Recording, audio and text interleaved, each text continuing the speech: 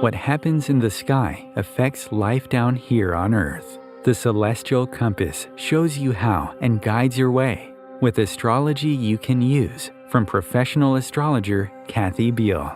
Every episode features her light-hearted, practical forecasts and navigational tips, blended with humor, optimism, and a love of patterns, symbolism, and pop culture references.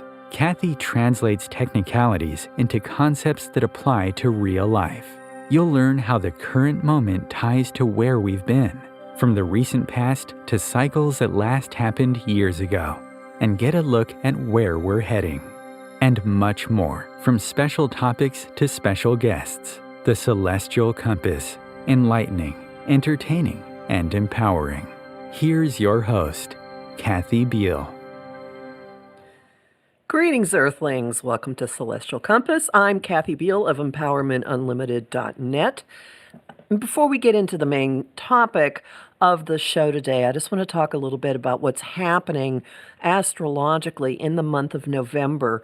The eclipses, the incredibly intense eclipses of October, are behind us as far as the calendar is concerned, but not energetically. We're going to continue to be playing out what they have meant for each of us in our lives, and they're playing out affecting our relationships, our values, our resources especially. And as the month of November goes on, we're going to have many moments where it feels like someone's pushing a lever or a knob, and it becomes time to implement something. One big one for that will be the Scorpio new moon on the 13th. But before then, pay attention to where there is a sense of expectant stillness in your life, because Saturn, which hasn't been getting a whole lot of attention lately, Saturn is sitting at one spot as if moored or slightly away from the dock. Saturn's the planet of adulting, structure, order, rules, limitations, the status quo, taking responsibility, accountability. Saturn is at the very first degree of the sign of Pisces, which is really antithetical to what Saturn represents. Pisces is the interconnectedness of all life. It's our connection to the divine, to each other, to how we escape. It's being in this huge hot tub or pool or ocean of life, and picking up what's going on with all kinds of other people. Pisces is utterly formless in everything, and Saturn is containing that everything in some way. So some things that might be interesting for you to think about are, what is now feeling like it's time to get moving on that was jostled in your life early in March, which was when Saturn moved into Pisces for the first time since the mid-90s. And secondly, you might think about what was going on in your life in 1994 having to do with taking responsibility, with commitment, with accountability for being a grown-up in some way. I know a lot of people who left relationships then where they were carrying too much of the burden and it wasn't healthy for them. You might see maybe a relationship with escapism or with drinking or drugs. Doesn't have to be that, but there could be things like that going on. But the big point is, this month, increasingly, we're going to have the sense of something's coming. It's not quite time to move on it, but something that will bring grounding and order and stability is now in a position to start to move forward. So maybe your little boat, if you want to use that metaphor, is starting to pull up anchor. And by the end of the month, it will be moving forward. And the third thing I want you to keep in mind is as the month goes on, we will feel less and less like we're being thrown about by huge forces outside of our will, and more like there are incremental actions and things we can do and say and start to move on. And the mood is going to get increasingly, I know this is going to come as a shock, optimistic, hopeful, happy, fun, pleasure seeking, maybe. And by Thanksgiving, we could actually be having much more of a good time than you might think is possible right now. So you can get all the details on this in my forecast for the month of November, which is at omtimes.com, and also at my site, empowermentunlimited.net, where I have forecasts for each new and full moon and also for every single week. So now that that is aside, let's talk about what is actually going on in the bigger picture. So we're going to have our own kind of trying to put structure on the formlessness. And I am so honored that Ramananda John Welshons has returned as his third visit to my show. I generally invite him in November because of Thanksgiving, but this time and the time before, it's turned into almost like spiritual triage with stuff that's been going on in the world. A little bit about him. John E. Welshons, Ramananda, is a highly respected contemporary spiritual teacher who lectures and leads meditation courses throughout North America and a lot online. More about that in a minute. He has been a practitioner of Vipassana, mindfulness, meditation, and various forms of yoga for more than 50 years.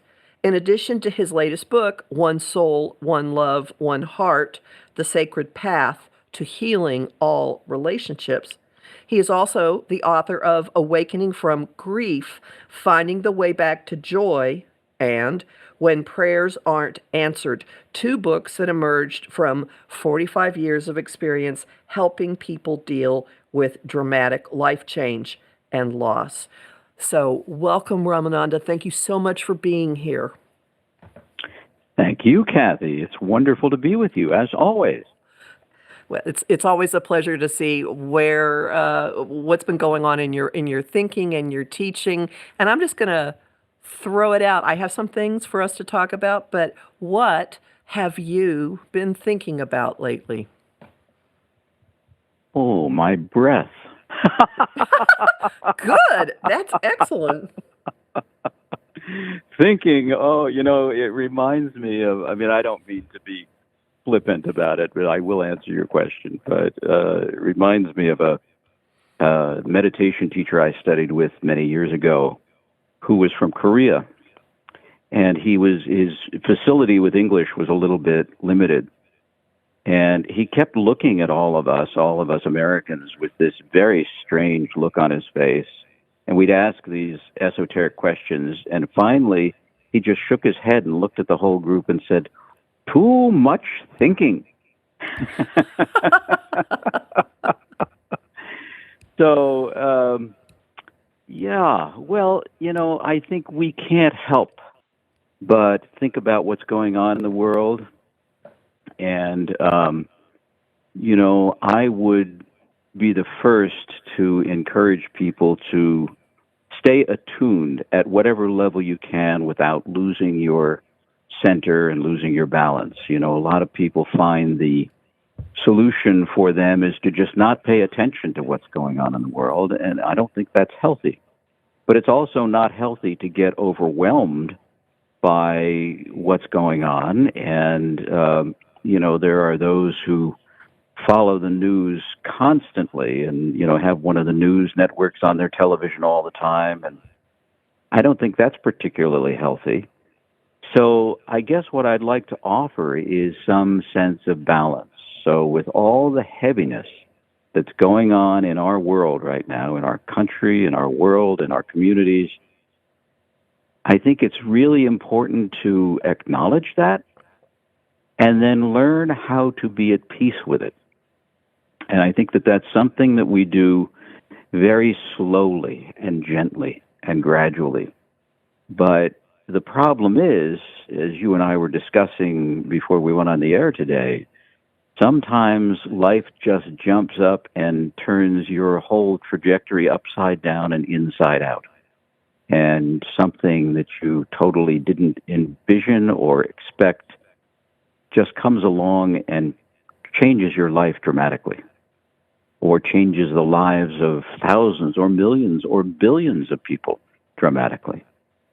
So I think the path that I follow is one in which we gently as we can, learn how to embrace it all.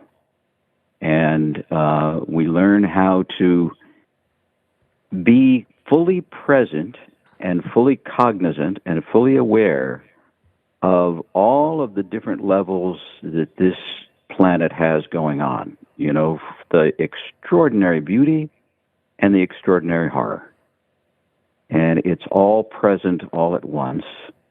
And it feels to me like the path to a truly balanced life is learning to deal with all of it without running away or hiding our heads in the sand. So I guess that's what I've been thinking about. How about you? Oh, well, I'll just put as an interesting aside to that. I am finding, I have been thinking about a lot of things in terms of what has meaning in my life. And I went to a high school reunion that engendered, quite without anybody intending to do this to me, but it engendered in me an absolute willingness to rethink everything. Like no givens here except staying alive. That's a given. And looking at things in terms of, does this bring meaning, and are there things I want to experience, produce, contribute, and am I doing things that are heading in that direction? And so I have my own willingness to toss things out. And interestingly, although I think unconsciously I have used go with the flow or follow my intuition as my navigational tool, I'm consciously embracing that, and I will see what feels like the beneficial thing to do. And that led me this morning to the first yoga class that I have taken, I don't know, in 12 years, really long time, Wow. at my Wow. gym. And Uh-huh. and there was this special moment with Saturn turning around in Pisces that I mentioned. And the teacher, Saturn, an older woman, Saturn, the master, who's also a Pisces by birth sign, said, okay, today's topic is transitions. And our homing thought was basically, go with the flow. And I went, Uh-huh. this is like you're playing out my forecast. This is hysterical. Uh-huh. Uh-huh. Well, So, I'm finding, and a lot of people seem to be finding a lot more of what we call synchronicity happening in the world these days. You know, you even just you're reading something and you come across a word, and then somebody in the environment says that word immediately, and things like what you're just describing, where you spontaneously decide to attend a class, and the class portrays exactly what your forecast is today. So I just love that. I well, don't know what significance it has, but it seems to be happening a lot. it's connecting the dots. I think it's a way of Yeah. showing that there is a pattern. We might not have the mortal platform or perspective to be able to see what the pattern is, but I simply see that there is a pattern, and that's enough for me right there. Just, Yeah. okay, there's a pattern. Yeah. Right. Yeah. Something is, it's like what I felt when I was a young boy, and, went to church and Sunday school with my parents, and later became disillusioned with all of it. And I became kind of agnostic, but I never could give up the feeling that there was something holding this universe together. and something that created this universe and sustains this universe. When I was a young, angry, cynical teenager, I used to think, well, whoever or whatever that is, I wouldn't want to be in their shoes because this is such a mess that, I don't want to. I wouldn't want to take responsibility for it. But I could never escape that sense that there is some core organizing principle. And then later in life, it became much more clear to me. I don't know what it is still, but I feel like my friend Stephen Levine used to say, I'm perfectly comfortable talking about God because I have no idea what it means.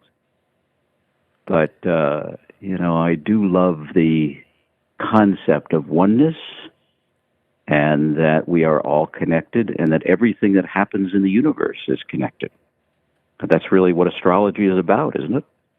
Yes, and I've seen it in many, many ways, and not just through that work. It's if you open yourself to it, it's everywhere you look.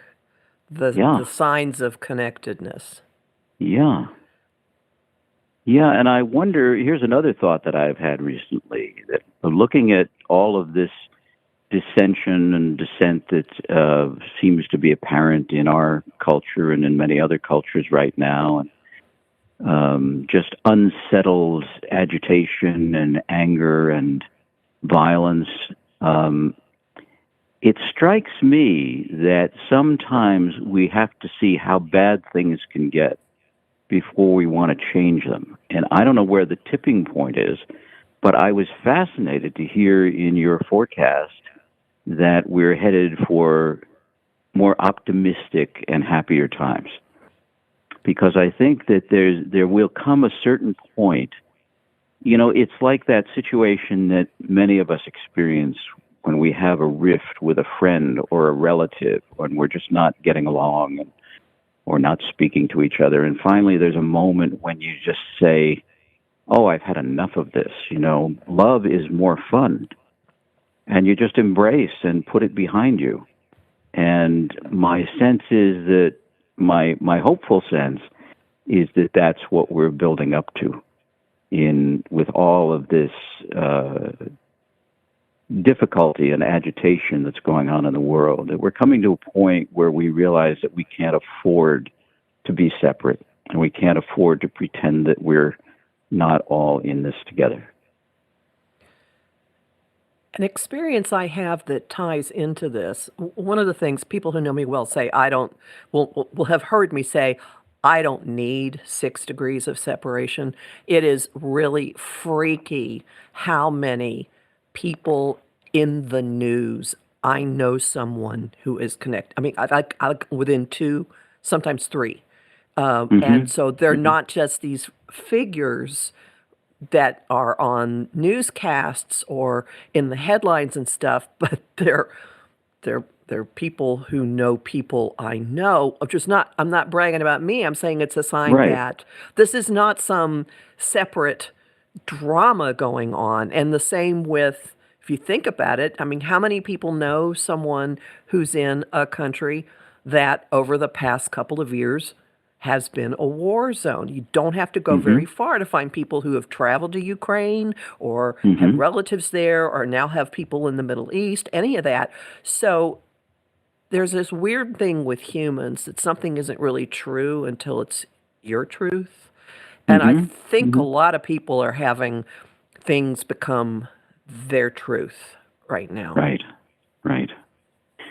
One of my favorite stories about grief and peace, tying the two together, was that back when Jimmy Carter in the 1970s brought Anwar Sadat, who was the president of Egypt, and Menachem Begin, who was the prime minister of Israel, who were mortal enemies. And Egypt and Israel had been at war, and it was just awful. And Jimmy Carter brought them together and said, we're going to make a peace treaty, and kept them at Camp David until they agreed, basically. It's a great story, but when they were asked what it was that brought them to the peace table, what would motivate you to sit down and make a peace treaty with your mortal enemy. It turned out that they had both lost brothers in the war. Mm-hmm. And that their shared grief overrode their combativeness and their warlike stature. You know, they had to give it up. They found their Realizing, commonality. yeah, and realizing that that was true for so many of the people who they were in charge of governing. So, you know, it's an interesting thing. It also mirrors what happens for people who are struggling with addiction, and they probably won't get help until they've done what is commonly referred to as hitting bottom. In other words, they get to this point where they just can't stand any more suffering. And so I think that is a motivating factor for individuals and also for cultures and countries. That may be part of what is going on now. There may be. Well, as Yeah. you're saying all this, especially when you mentioned the Camp David Peace Accord, I'm finding myself thinking about a French film from the 80s. There were actually two of them. Gerard Depardieu was in them. The first one was Jean de Florette, and the second one was Manon of the Spring. And it was about a, a, a, a guy and his wife who had moved into a house next to a very cranky older guy who had been in the village for a long, long time. And they were trying to get water, the young couple, and they kept blasting and doing things, trying to get to a well, to a spring. And essentially, the older man destroyed the younger man and caused his death. And then he found out the younger man was his son. And he went to bed and just waited until he died. And I think of that a lot because there's often some really close connection that people are just having their emotions are blinding them to. But we're with the information flow that we have, what's going on with the web, with news, with people moving around, I think that many more people have absolute connections to things than they might be conscious of. Oh, sure. Sure. And, you know, one of the principles that we draw from the Buddhist tradition, which infuses a lot of my teaching of meditation, is the fact that because we are all one, literally, not just figuratively, but literally, that we're all made of the same substance, that we're all infused by the same life force, and that we feel one another. So whatever suffering is on the planet at this moment, we're all feeling. Whatever joy is on the planet at this moment, we're feeling. And where we get into trouble sometimes is where we try to shut one or the other off and not realize that life is kind of a package deal. You know, you go through life, you get both joy and suffering, and realize that they're cyclical and that they don't last. You know, the bad times don't last and the good times don't last. They just keep cycling and they keep coming around and arising, existing, changing, and passing away. Oh, there's a sequence. And that's, well, if you look at the meditation we do, Vipassana, you're really watching that process in your breath. So every breath you take arises out of nothing. You know, there's a moment before the breath when nothing's happening. Then the breath arises, you draw it into your body, you hold it for a moment, it exists for a period of time, and then it changes and passes away. So it flows out of your body, flows into your body, nourishes you, and then flows out of your body, cleansing you. And then the whole process starts again. And you look at that and you say, well, that's the most fundamental experience that human beings have. And then you realize that that experience is infusing everything in the world of form. Everything, even, which is interesting. Like, I remember the first time I was given the instruction that nothing is permanent in our experience of life. So it starts with the breath. You see the in-breath and the out-breath. Okay, it keeps changing, coming and going.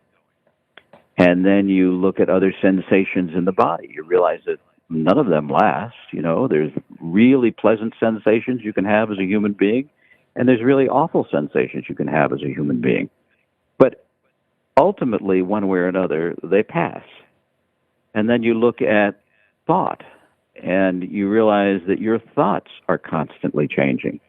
There's no thought that we've ever had that has stayed with us constantly. And sounds in the environment, are constantly changing. So it's a very interesting insight to realize that, and realize that, and you can apply it to civilizations. Civilizations arise, exist, change, and pass away. We all talked throughout our lives about the Roman Empire, and the other empires that have arisen and passed away. And, many of us would hope not to be in that same category, but there's no guarantee that we wouldn't be, unless we're vigilant and, do something to prevent that from happening.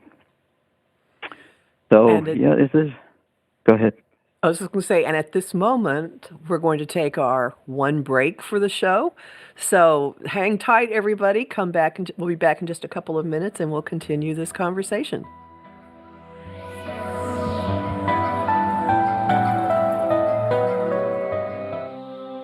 Want help with your own celestial compass?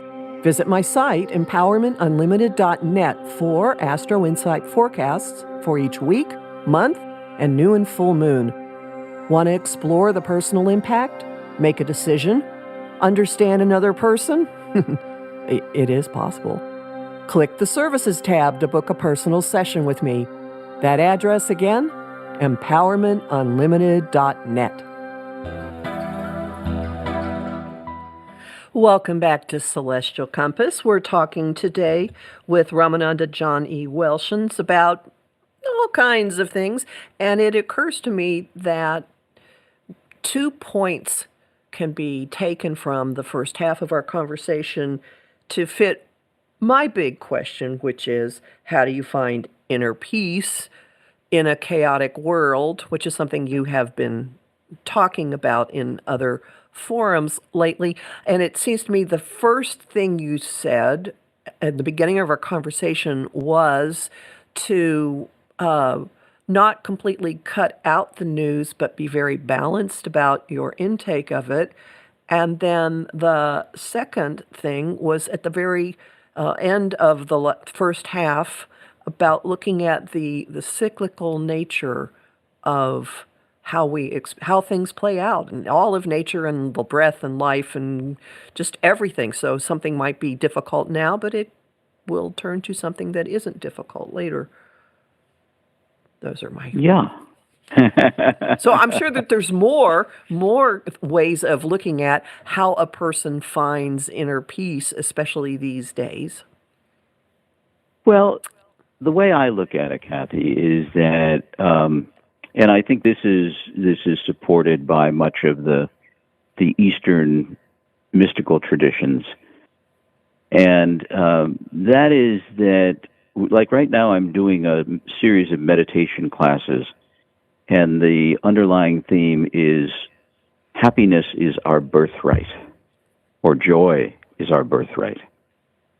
And what that means is that before we're born, if we're having a healthy, happy pregnancy and, coming along nicely in our mother's womb, it's generally probably pretty peaceful. And before we are assaulted with ideas and opinions and expectations and people telling us who we are and what we're supposed to do and so on and so forth. If you can imagine that moment before all that started, where you were just pure awareness, what that was like is still inside us. It doesn't go anywhere. And so what happens is as we develop these minds and these personalities and ways of coping with our experience of being human, it all gets very confusing. Because, I was once fascinated by seeing a video of the Dalai Lama in a conference with Western psychotherapists. I believe it was at Harvard. And it was one of the first ones of these that he held, because he's always been fascinated by other cultures and other philosophies and science. And he really wanted to know what Western psychology was coming to understand about the human mind and human happiness. And during the course of the program, one of the Western psychologists mentions the term low self-esteem. And the Dalai Lama looks puzzled. And he holds up his hand and he says, "Wait a minute, could you repeat that?" And this man says, "Low self-esteem." Now, we all know low self-esteem. It's like an epidemic in our culture. Everybody's familiar with it. But to the Dalai Lama, he couldn't figure out what they were saying. So he turned to his translator and he said, "Can you translate that into Tibetan so I can understand it?" And the translator thought for a moment. He looked at him. He said, "No, Your Holiness, we don't have that concept." Oh. And then they tried to explain to him what was meant by the concept of low self-esteem. And the Dalai Lama looked so astonished, and then finally got this look of great compassion on his face, like, oh my goodness, can Westerners ever come up with some extraordinary ways to suffer? How could you possibly have low self-esteem? And when I thought about that, I thought, wow, I'm thinking, like, how could you possibly not have low self-esteem? Is it possible that in his culture it doesn't exist? And I would guess that it is in such a reduced form, if it exists at all, because what happens is in cultures like his, when a baby is born, the community gathers to celebrate the incarnation of light, the incarnation of the divine. Like, thank you for coming to Earth. We're so glad you're here. You blessed us just by being born. In our culture, everybody's looking at you with expectation, like it's maybe she'll be the first woman president of the United States, or maybe he'll be a great doctor or a great actor, or whatever. You're going to be a great something and set the world on its ear. And the expectation is so great, and the falling short of that expectation is because the message that we're constantly giving everybody is, you're not enough. You're not enough. You need to do something. You need to change the way you look. You need to lose weight. You need to put on weight. You need to have more muscle. You need to wear these clothes. You need to spell this way. You need to buy this in order to be acceptable in this culture. And it's a never-ending cycle. It's like pursuing a mirage, It's like you keep thinking you're getting closer to it, but you don't. And if you could just stop and say, maybe I am enough, maybe I don't need to prove myself to the world, then you can go toward the things that you were talking about earlier, like, what am I doing with my life? What am I doing with my time? Is it something that's meaningful to me? It doesn't matter if it's meaningful to anybody else. Is it meaningful to you? Is it giving you peace and joy and happiness? And, one of my teachers, Emmanuel, said to me once many years ago, well, I was a confused 20-something, and I said, well, I don't know what to do in life. He said, do what thrills you. Do what thrills you. Wow, what a concept. everybody here is saying, do what gives you a great big retirement income. So you spend your whole life living for something that might happen to 60 years from now, instead of living now in this moment, because it's the only moment we have. So those are some of my reflections. Those make so much sense. So much sense. And I would also say, for people who are listening who've been following along for the last couple of years, there have been greater influences or atmospheric influences encouraging people to become aware of, become conscious of what their priorities are and lessen their grip on the stuff that really doesn't matter to them. And that varies from person to person. But what's important, and I think that the lockdown did that for a lot of people. It gave people time to realize what they liked in their house and their lives, who they missed, what they wanted to do socially, and that sorts of things. So we've been in some pretty intense self-study on this topic in recent Have we years. ever? If we'll just take the curriculum, take the course, learn the lesson, it's really fascinating. Like, I remember in the early part of the pandemic, people saying, I just want to get back to normal. And one of my friends said, normal? Who wants to go back to normal? I think normal is what caused this. Wise friend.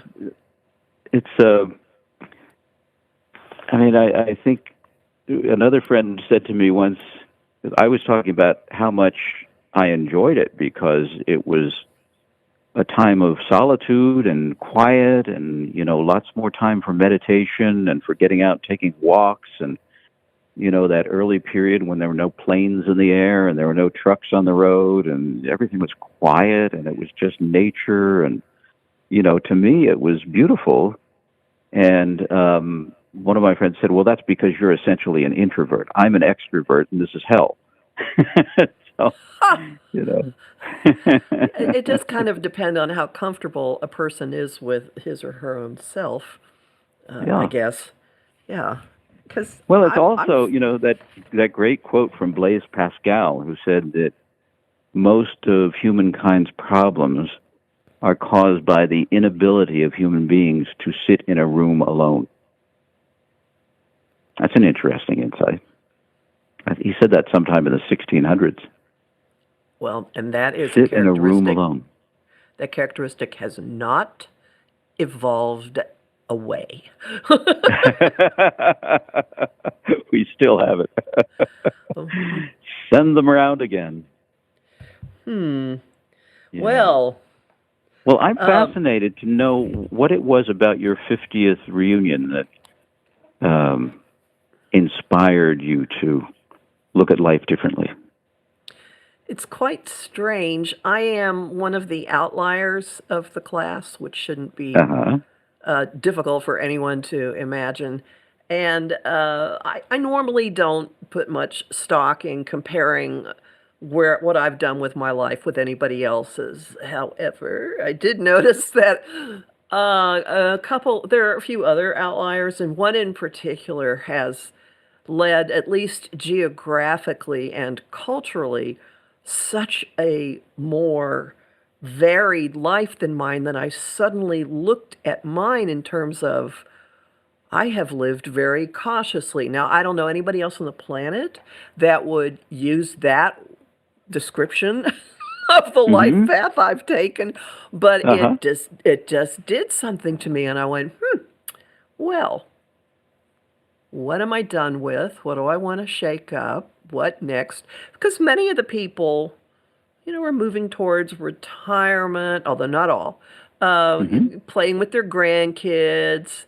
Nope, no chance. No chance here. No, I'm still like full steam ahead. What else is there out there? Life is a grand adventure, and there are parts of it I haven't tasted. So that's kind of what it was. Comparing myself to somebody else, which I never do, but in a way, I wasn't beating up on myself, but I was kind of looking at it as, there were other choices you could have made and that you can make now. And there's an Hmm. ongoing question. Another friend who was there was very, very blue. His childhood home had been torn down. He did not know this until a car drove him past it, and he got sucker punched by it, and was saying that every place we were going was reminding him of a time in his life when he had a sense of being part of something and had a plan for where he was going, neither of which is true for his current life. And Hmm. that probably set me thinking a little bit too, like the big issue of like where is home? That's a persistent one. I don't know if there are other people listening who can identify with that, but like where's my tribe? Where's home? Who do I really want to be around? Just giant question marks worth Hmm. pondering. Hmm. Well, yeah, at this point in life, it's good to reflect on these things and see what's still possible. Oh yeah. It's there was a song, a rock song back in the 70s, and one of the lines was, "Be outrageous. You've already paid your admission fee." And I always kind of like that. It was like, what's holding us back? We're here. This is it. It's now or never, literally. And so one of the things we look at in meditation practice is now is the only moment that exists. And if you're looking back with wistfully and saying, well, I wish I had done things differently, as you pointed out, Kathy, that may not be so helpful, but there are different choices you can make now. Maybe you can do things that you held yourself back from doing because when else are you going to do them? Ex- It's now or never. And we And get that much more clearly as we get older. That becomes a very vivid teaching, I think, from this planet, this universe. It's oh yes, we don't have live in the an moment. endless number of tomorrows that just stretch Right, out and stretch out. No, no, not at all. right. And this kind of ties to finding peace in a chaotic world, because if you focus on the moment, in most moments, we're not under attack. I periodically actually say to myself, there are not bombs exploding over my house. My Right, roof is intact. right. I have a door Yeah, that locks. And these are simple things, but for right now, things are fine. Who knows what will happen tomorrow? Won't worry about that. Right now, things are fine. yeah. Well, that's true in most periods of life, as you pointed out. Then there are those times when things are really, really difficult. But cultivating inner peace is starting with, if you have the luxury of it, taking the times when life is peaceful and you're safe and you have a full stomach and you begin to realize, because one of the things that makes the news so unpalatable is it's reminding us how vulnerable we all are, and we know at some level of our being that could be happening to me. So I don't even want to think about that. Now I'm suggesting that maybe it's useful to think about that. And that in thinking about it, it helps us to connect with our fellow human beings so that we say, yeah, that could be happening to me right now, and it isn't. So maybe I could turn my fear into gratitude. And maybe that gratitude can help me to touch compassion, and I can feel more deeply what people are going through when they're living in the horrendous conditions which are so much in the news now. I was in Ukraine in 1991, and I'm been having this double-edged experience watching the news footage for the last year, because I realized at first how much had been done to build and modernize in Ukraine since the time when I was there, and how anxious those people were for independence from the Soviet Union. And they got that. When they got it, obviously they've done a lot with it. And to see what's happening now is just heart-wrenching. And I don't really have any way to be in touch with the people that I met over there, but I found them to be among the kindest, most generous, most loving human beings I've ever known. And literally the kind of people who had little or nothing but would give you anything that they had, just out of their kindness and their delight that Americans had come to visit them. So, thinking about what's going on in the world, useful to the extent that it helps us to tap into gratitude and also helps us to tap into compassion for others, both of which are wonderful paths to happiness. And I think hiding our heads in the sand is not a path to happiness. It's been my experience that mindset plays a really large part in how we take in whatever life throws at us. And that two people, this is an outgrowth of what you're saying here, two people can have the same thing happen to them, and one can just sit and slash their wrists and write emo poetry and nurture their own woundedness and victimization, and the other can take it and just kind of be going along like, okay, this is just part of life. And it seems to me that anything you do that engenders gratitude and compassion affects that filter through which Right. you are viewing whatever happens to you. There's a long way to get to it, but there we go. Yeah, well, exactly.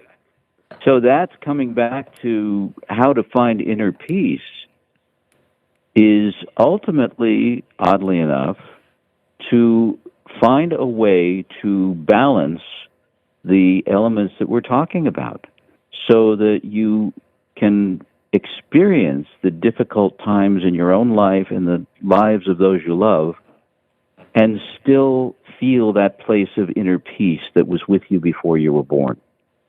And, the things that make us happy, the things that make us joyful, the things that help us to feel peaceful, are actually the peace and the happiness and the joy and the love is always inside us. So what's happening really is that something has happened that has overridden our mind's tendency to worry and kvetch and carry on and complain and say, one of my teachers once said, the human mind thinks that its job is to be frightened.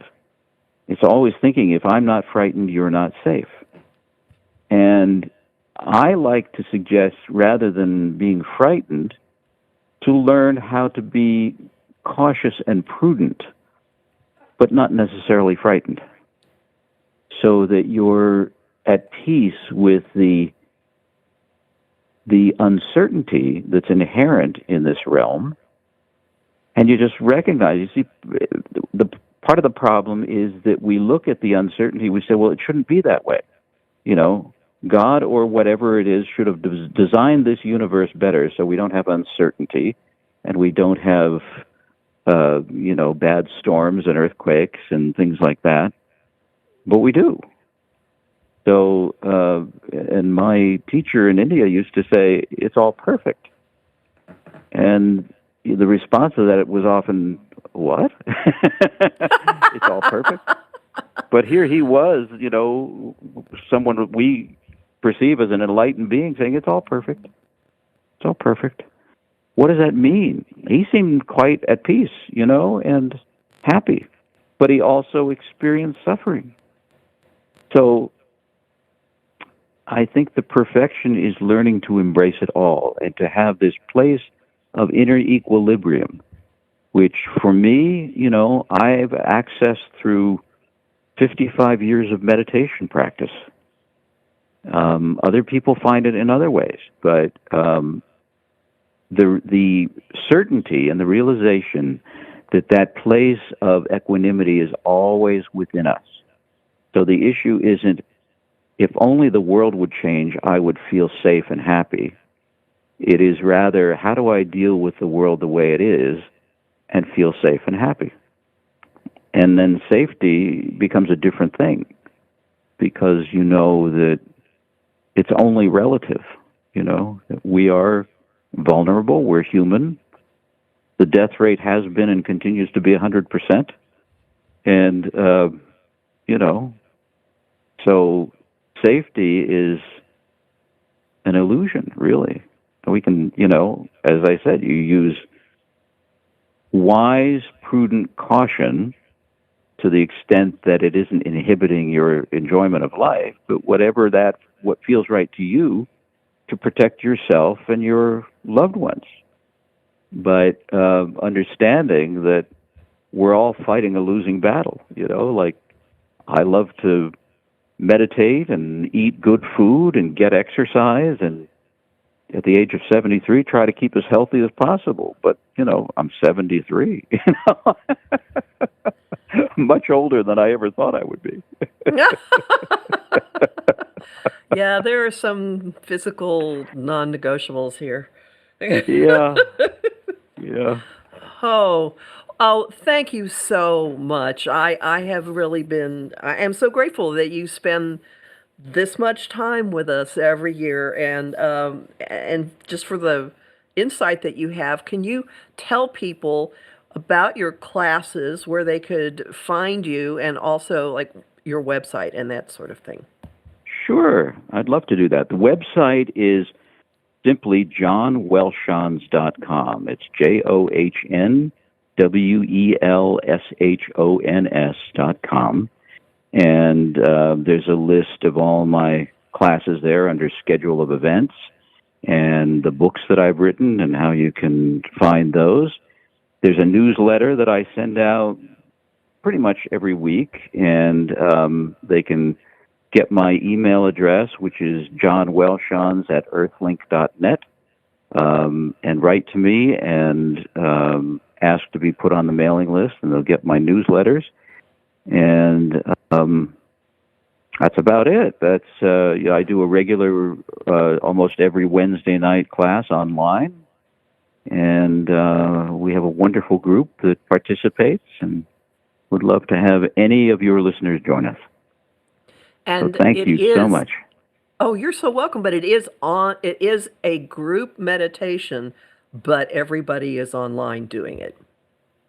Yeah, and it's also, you know, discussion and, you know, what we call Dharma talk and questions and answers, but about 60 to 70% of the class is meditation together, guided meditation. Yeah. And I've been on in one of these Zoom, or maybe more than one of the Zoom presentations, and I've also worked in person, and this is truly grounding meditation. Even if you think you cannot do it, I really encourage you to work with Ramananda here. So thank you my dear. so very much. Oh, always a pleasure.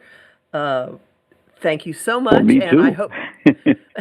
I hope that you do have jolly holidays. I think they're coming. Okay. Well, we'll see. All right. But I'm happy for your optimism. I like that. Thank you. All right. Hang in there, everybody. All right. Bye, everyone. Bye.